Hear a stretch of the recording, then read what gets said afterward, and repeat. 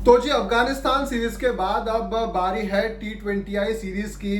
और बीते एक दो दिनों में जो है वो T20 को लेकर बहुत सारी खबरें सर्व हो रही है। और मैं जब T20 कहता हूं तब मैं IPL 2027 की भी बात करता हूं। बीता IPL जो IPL 2026 था, कई खबरें वहां से जो है वो निकल के आई जो अनएक्सपेक्टेबल थे और अनएक्सेप्टेबल भी थे। शायद हमने ये नहीं सोचा था कि IPL में, इंडियन क्रिकेट में जो है हनी ट्रैपिंग जैसी कोई चीज आ जाएगी, या फिर हमने ये नहीं सोचा था कि कई ऐसी चीजें आ जाएंगी। मान लो जैसे वेब की खबर हो गई, रियान पराग को हमने देखा, युजवेंद्र चहल के बारे में चीजें सामने निकल कर आई, और भी कई तरीके की चीजें जो है वो सामने निकल कर आई जो शायद पब्लिकली कहना मुनासिब नहीं है। लेकिन इन सब के बीच में कई बातें थी जो शायद हमें लग रहा था कि जो बदलेगी वो है ट्रेड के हवाले से। कई खिलाड़ी जो है वो इधर से उधर जाएंगे, कई खिलाड़ी उधर से इधर आएंगे, टीमें एक्सचेंज होगी, और ये हमें अंदेशा था ही। कुछ खिलाड़ियों को लेकर तो जरूर था, जैसे ऋषभ पंत हो गए, हार्दिक पांड्या को लेकर था, और भी कई खिलाड़ी जो है वो आगे आने वाले वक्त में जो है आपको ट्रेड की बातचीत में मौजूद रहते हुए दिखेंगे। दो सबसे बड़े ट्रेड इस साल मुझे लगता है कि होने जा रहे थे। एक हो चुका है, दूसरा होने वाला है, क्या पता तीसरा भी उसके साथ ही आ जाए।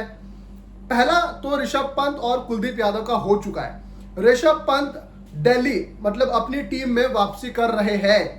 ऑफिशियल तौर पे उन्होंने जो है वो दिल्ली कैपिटल्स को ज्वाइन कर लिया है 15 करोड़ में। 27 करोड़ की सैलरी आपको पता है कि ऋषभ पंत ले रहे थे, इसके पहले ले रहे थे, इन द सेंस कि 27 करोड़ की सैलरी पर वो खेल रहे थे LSG के लिए। और उसके बाद अब 15 करोड़ में जो है वो दिल्ली कैपिटल्स के लिए खेलेंगे। 13.50 करोड़ जो है वो कुलदीप यादव को मिलेंगे, और जो बीच का जो गैप है वो कैश डील के तहत जो है वो ये डील सील की गई, और ऋषभ पंत जो है वो अपनी टीम में वापसी कर रहे हैं। कई सवाल थे LSG को लेकर और ऋषभ पंत को लेकर कि ऋषभ के हवाले से क्या, ऋषभ के मुताबिक क्या टीम में चीजें चल रही थी। शायद ऋषभ पंत ओपन करना चाहते थे, पहले मैच में उन्होंने किया भी था, लेकिन कई खबरें फिर ऐसी आई कि जस्टिन लैंगर वहां पर कोच है, मैनेजमेंट कुछ और सोच रहा है, कुछ और तरीके से सोच रहा है, कोई और 11 खिलाने की सोच रहा है, कोई और दूसरा ओपनर आ जाए ये सोच रहा है। कई ऐसी खबरें जो है वो चल रही थी। और इसी बीच जब IPL खत्म हुआ उसके बाद ऋषभ पंत ने सबसे पहले टीम छोड़ी, मतलब कप्तानी छोड़ी, और उसके बाद अब टीम को भी उन्होंने जो है वो टाटा बाय बाय कर दिया है। अब इसमें भी दो सवाल है, क्या ऋषभ पंत आगे आने वाले वक्त में आपको कैप्टनसी करते हुए दिखेंगे? मुझे शायद लगता है कि हो सकता है, लेकिन दिल्ली कैपिटल्स ये भी कह रहा है कि शायद KL राहुल टीम के कप्तान हो सकते हैं। अब देखो कैप्टनसी वाइज मैं अगर देखूं तो शायद ऋषभ पंत ने बहुत कोई खास नहीं किया है, अच्छा नहीं किया है। शायद जो दिल्ली में भी थे उस वक्त भी उन्होंने बहुत कुछ ऐसा खास नहीं किया है, और यहाँ पर भी जो है वो लखनऊ में उन्होंने बहुत कुछ, मतलब कहते हैं ना कि बहुत ही क्रांति ला ली, ऐसा भी नहीं है एज ए कैप्टन। उसके बाद अब एज ए बैटर की भी बात कर लो, पिछले 2 सीजन एकदम फ्लॉप। मतलब जिस ऋषभ पंत को हम समझते हैं, जो सोचते हैं, जो ऋषभ पंत को हम जानते हैं, जो IPL में उन्होंने तड़का लगाया था 2016, 17, 18 की बात है, वो अब ऋषभ पंत नहीं नजर आते। तो from that point of view मुझे ऐसा लगता है कि ऋषभ पंत सही टीम में गए हैं, जहां पर उनके मुताबिक चीजें होगी, जहां पर उनके खेलने के हिसाब से जो है वो तय किया जाएगा कि आगे क्या होगा क्या नहीं होगा, उनको ओपन करने मिलेगा शायद। ये इस पर्सपेक्टिव से मुझे लगता है कि ऋषभ पंत के लिए दिल्ली कैपिटल्स में जाना अच्छा है। कुलदीप के लिए देखो लखनऊ की कंडीशंस काफी ज्यादा फैमिलियर रहेगी, फेवरेबल रहेगी, स्लो ट्रैक, स्पिन ट्रैक, वहां पर शायद मुझे लगता है कि लखनऊ के लिए कुलदीप यादव ज्यादा धारदार साबित होंगे बनिस्पत की वो जितना दिल्ली कैपिटल्स के लिए हुए थे। तो ये एक ट्रेड डील जो है वो सील हो चुकी है, और दोनों ने अपनी अपनी टीमों को जो है वो आधिकारिक तौर पर जुड़ चुके हैं।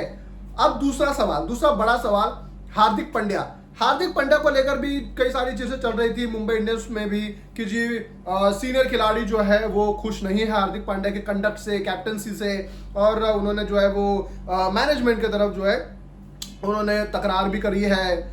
और ये इस बार की बात नहीं, केवल इसके पहले भी जब वो पहली बार हार्दिक पांड्या की पहली कैप्टनसी पहली बार जब वो कैप्टनसी कर रहे थे मुंबई इंडियंस की, उस साल भी जो है वो ये सारी चीजें सामने निकल कर आई। तिलक वर्मा से उनका रिफ्ट भी हो चुका था। तो ये कहा जा रहा था कि टीम जो है वो यूनाइटेड नहीं है, और टीम कहीं ना कहीं ये चाहती ही नहीं है कि हार्दिक पांड्या जो है वो कप्तान रहे इस टीम के। टीम के जब मैं बात करता हूँ सिर्फ senior members of the Mumbai Indians team, अब जो भी है सीनियर मेंबर आप समझ सकते हो, आप जानते भी है।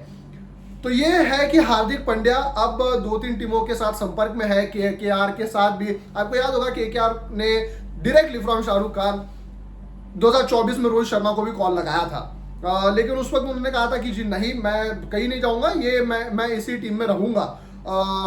तो ये एक बात है कि रोहित शर्मा तो मुंबई इंडियंस में ही रहेंगे until and unless Mumbai Indians Rohit Sharma को निकाल दे। रोहित शर्मा कहीं नहीं जा रहे, रोहित शर्मा अपने एंड से जो है वो कहीं नहीं जा रहे, वो मुंबई इंडियंस में ही रहेंगे। अब बात आ गई हार्दिक पांड्या की। हार्दिक पांड्या शायद मुझे लगता है कि केकेआर जा सकते हैं। कप्तान भी चाहिए केकेआर को, एक रसल की रिप्लेसमेंट भी चाहिए who can bowl and bat, allrounder, विस्फोटक ऑलराउंडर। हार्दिक पांड्या से अच्छा कौन हो सकता है? और कप्तान भी चाहिए, अच्छा कप्तान भी चाहिए। अजिंक्य रहाणे जिस टीम के कप्तान हो आईपीएल 2026 में, उस टीम को तो यार बहुत बिल्ड करने की अब जरूरत है। तो हार्दिक पांड्या शायद मुझे लगता है कि बेटर चॉइस हो सकती है। सीएसके को लेकर भी कई सारे सवाल थे, लेकिन सीएसके मुझे नहीं लगता, वहां पे ना बहुत सारे स्टेप्स है, वहां पे बहुत सारे जो है ना मतलब कई सारे स्टेजेस है लोगों के वाइज, मतलब बहुत सारा कुछ है वहां पर जो पब्लिकली भी शायद हम लोग नहीं कह सकते। जब मैं कह रहा हूँ पब्लिकली, यार कुछ चीजें ऐसी होती है अंदर खाने में जो चल रही होती है, ऑफिशियल होने में उनको वक्त लगता है, या फिर कुछ चीजें जिसमें बातें अटक जाती है, शायद वो कहना जो है वो सही नहीं होता। इस वजह से मुझे ऐसा लगता है कि यार हार्दिक पांड्या केकेआर की तरफ, कोई कह रहा है कि यार राजस्थान रॉयल्स की भी तरफ जा सकते हैं, लेकिन यार राजस्थान यशस्वी जायसवाल को नहीं छोड़ना चाहेगा, वैभव सूर्यवंशी को नहीं छोड़ना चाहेगा। तो केकेआर एक अच्छी टीम जो है मुझे लगता है हार्दिक पांड्या के लिए हो सकती है। लेकिन बड़ा दिन आने वाला है वैभव सूर्यवंशी की जिंदगी में। एक खिलाड़ी वो होता है जो आईपीएल खेलने के पहले होता है, आईपीएल खेलने के बाद उस खिलाड़ी की जिंदगी बदल जाती है, और जब इंटरनेशनल क्रिकेट खेलता है, टीम इंडिया के लिए खेलता है, तो उस खिलाड़ी की जिंदगी पूरी तरीके से बदल जाती है। और वो वैभव सूर्यवंशी के साथ होने वाला है। So much so Vaibhav Suryavanshi 15 साल के खिलाड़ी जो यंगेस्ट डेब्यू इंडिया के लिए शायद दुनिया में भी हो सकता है। यह बड़ा दिन जो है वो 26 तारीख का आयरलैंड में, बेलफास्ट में वैभव सूर्यवंशी के लिए आने वाला है। वैभव सूर्यवंशी को एक नया ड्रेसिंग रूम में भी मिल रहा है, एक अलग सा ड्रेसिंग रूम मिल रहा है। वैभव सूर्यवंशी को मिल रहा है एक नया ड्रेसिंग रूम अलग से, क्योंकि इंग्लैंड में, आयरलैंड में, यूके में एक रूल है कि 16 साल से कम के उम्र में आप जो सीनियर टीम का ड्रेसिंग रूम होता है वो आप शेयर नहीं कर सकते। फॉर चेंजिंग द कपड़े बदलने के लिए आपको दूसरा ड्रेसिंग रूम मिलेगा।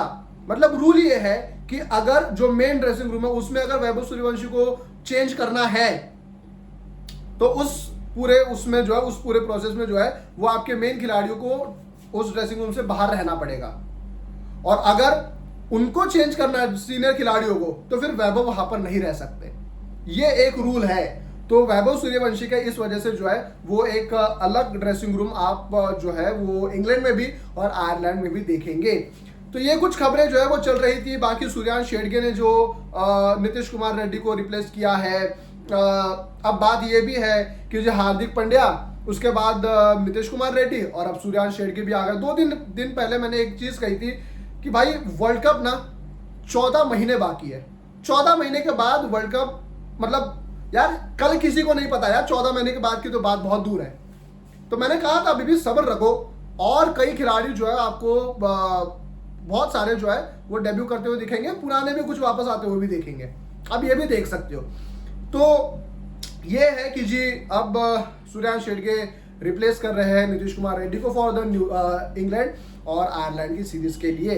अब सवाल ये भी है वैभव सूर्यवंशी अगर डेब्यू करेंगे तो वो किसकी जगह पे करेंगे, क्या होगा टीम कॉम्बिनेशन, ये अगले वीडियो में जो है हम चर्चा करेंगे। बाकी अगर आपको वीडियो पसंद आ रही है तो आपको करना क्या है, वीडियो को लाइक करना है। अगर आप यूट्यूब पर देख रहे हैं तो सब्सक्राइब करना है, और अगर आप फेसबुक पर देख रहे हो तो फॉलो भी जरूर करना है। बहुत बहुत शुक्रिया।